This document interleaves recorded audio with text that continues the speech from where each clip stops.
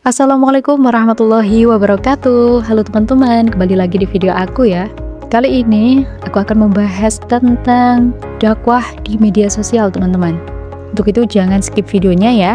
Tonton video ini sampai akhir supaya kamu lebih paham pembahasan kita hari ini, yakni terkait karakteristik dakwah di media sosial.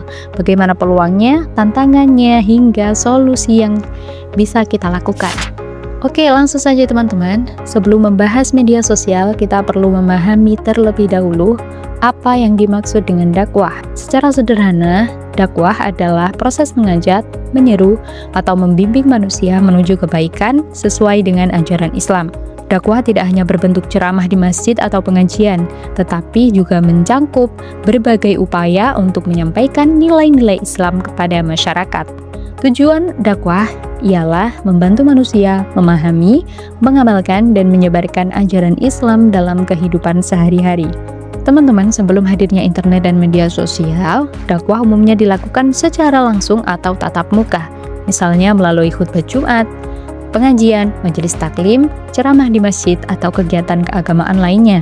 Model dakwah seperti ini sebenarnya memiliki kelebihan karena terjadi interaksi secara langsung antara dai dengan mat'u. Namun, jangkauannya relatif terbatas oleh ruang dan waktu. Nah, seiring perkembangan teknologi, dakwah kini tidak lagi terbatas pada mimbar dan ruang pengajian.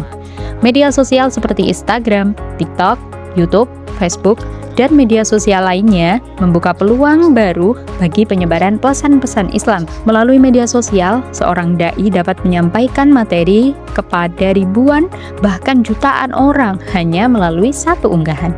Konten dakwah di media sosial juga sangat beragam, tidak hanya berupa ceramah panjang, tetapi dapat berbentuk video pendek yang berisi nasihat, podcast keagamaan, infografis tentang ajaran Islam, animasi edukatif, konten tanya jawab keislaman, vlog kegiatan keagamaan, atau konten-konten lainnya yang tentunya sangat menarik. Dengan variasi tersebut, dakwah menjadi lebih mudah diterima oleh berbagai kalangan, terutama generasi muda.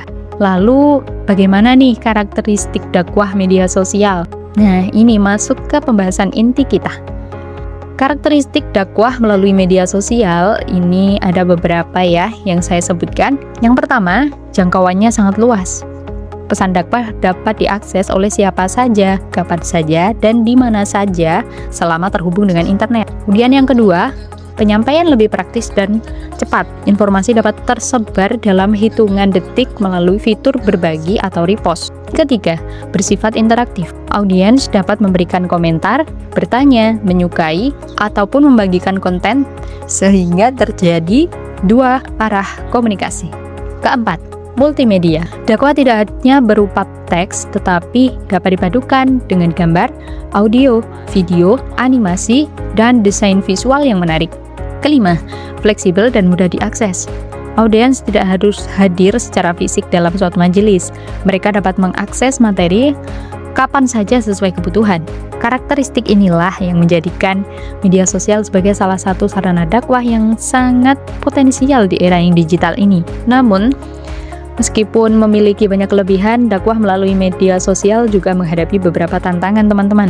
Salah satunya adalah penyebaran informasi yang tidak akurat atau hoax. Nah, selain itu, banyaknya konten hiburan membuat pesan dakwah harus bersaing untuk mendapatkan perhatian audiens. Tantangan lainnya juga muncul seperti perdebatan yang tidak sehat di kolom komentar, serta kecenderungan sebagai kreator yang lebih mengejar popularitas dibandingkan kualitas materi dakwah. Untuk mengatasi hal tersebut diperlukan beberapa langkah. Yang pertama, memastikan materi dakwah bersumber dari Al-Quran, hadis, dan juga pendapat ulama yang terpercaya. Kedua, menyajikan konten yang menarik tanpa mengurangi substansi ajaran Islam. Ketiga, meningkatkan literasi digital agar masyarakat mampu memverifikasi informasi sebelum mempercayai atau menyebarkannya. Dan yang terakhir, menggunakan media sosial secara bijak sebagai sarana edukasi, inspirasi, dan penyebaran nilai-nilai kebaikan. Nah, maka dari itu teman-teman, yuk kita gunakan media sosial dengan bijak, kita sebarkan kebaikan, dan jadikan media sosial sebagai media inspirasi bagi sesama. Terima kasih sudah menonton video ini, sampai jumpa di video selanjutnya. Wassalamualaikum warahmatullahi wabarakatuh. I just I do let you know you're